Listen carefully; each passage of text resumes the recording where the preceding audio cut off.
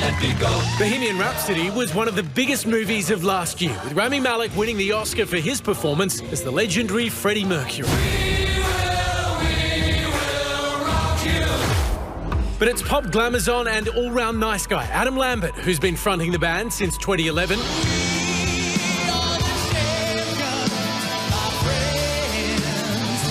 And based on his choice of song when he auditioned for American Idol 10 years ago, it just makes sense. But now I've gone and thrown it all away. Okay. I think you're a really good singer.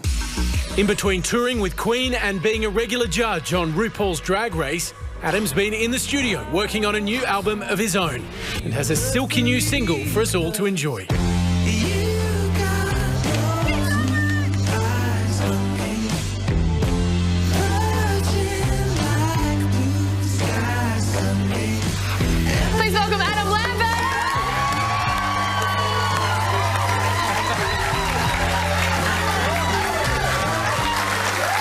Welcome back to the project. Thanks for having me. Great to see you again. Your new single is called New Eyes and it's about new love. Yeah. To paraphrase our Prime Minister, how good is new love? Oh, it's so good. Yeah. It's so good. I think real true love is like medicine. Yeah. Or magic, even, if you believe in it. You know, it can transform you, it can fix things that you didn't realize were broken. And then all of a sudden you're like, God, I'm in a good mood.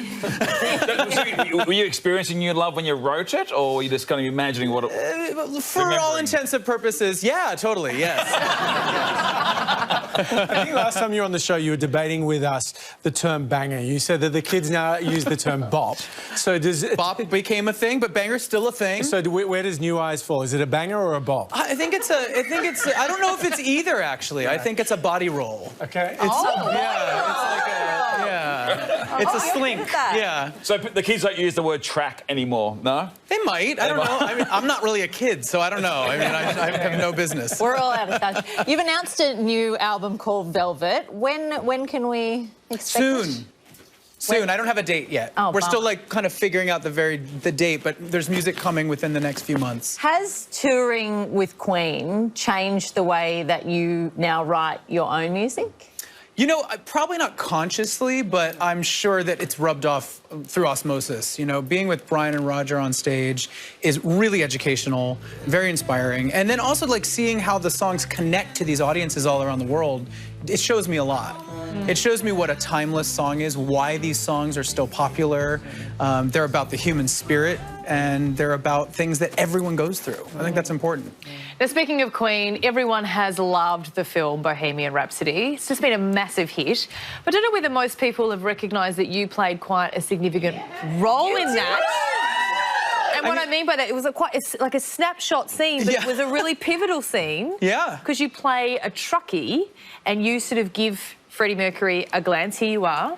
There I am. And yes, I cruise him at the toilet. Pivotal, yeah. Pivotal. Whose idea was it to cast you in that role? The band and their manager and the director and, yeah, the casting director. They just kind of, I was in London working with the band and they said, hey, do you want to play this little part? It'll just take an evening. And I said, sure. And there I am. What was the line of like your name on the script? Because I always, you know, there was no script. Oh, there was no name. I didn't even, I asked them, like, don't put me in the credits. It's just like a good surprise.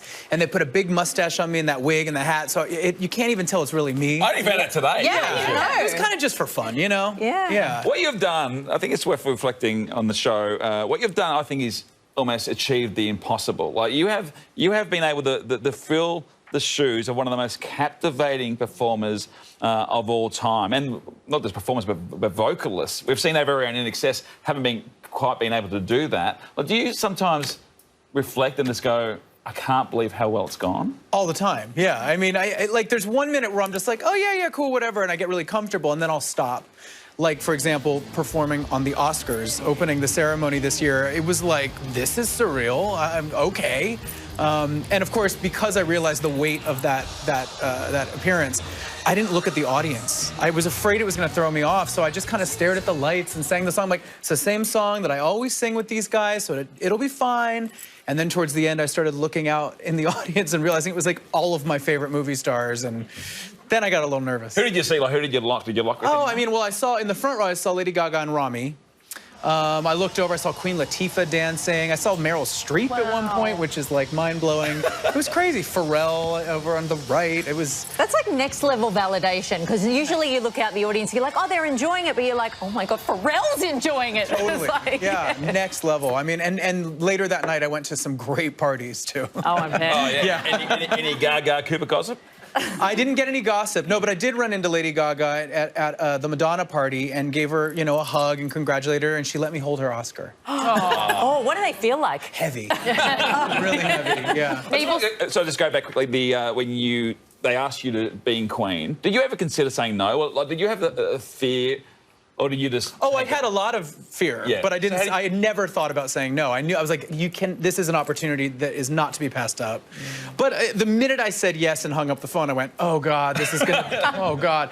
You know, I knew that the fans would have expectations that were really high. You know, Freddie obviously is a god and sets such a high bar that I thought, well, all I can do is sing the songs, figure out what the intention of the songs are, what the audience is meant to feel in these songs, and if I just stick to that, I won't think about all of the extraneous stuff. So that's how I did it. Because Meryl Streep's in the audience tonight, actually. I noticed as that package went out that you were making some comments on the hairstyles. We've been talking about the mullet coming back today. Could you ever entertain a mullet? Now, let me say, I watched this backstage, and some of the mullets in there were really terrible. Yours was my favorite. But I actually been seeing a lot of these like runway shows, like in Paris and Italy and London. Like these skinny, very pretty model boys have really cool mullets. Did you notice that wasn't a no? So I'm for the mullet if it's done well on the right person. He's pro mullet. Oh, Pro mullet. Adam's single New Eyes from his upcoming album Velvet is out now. Would you please put your hands together for Adam Lambert?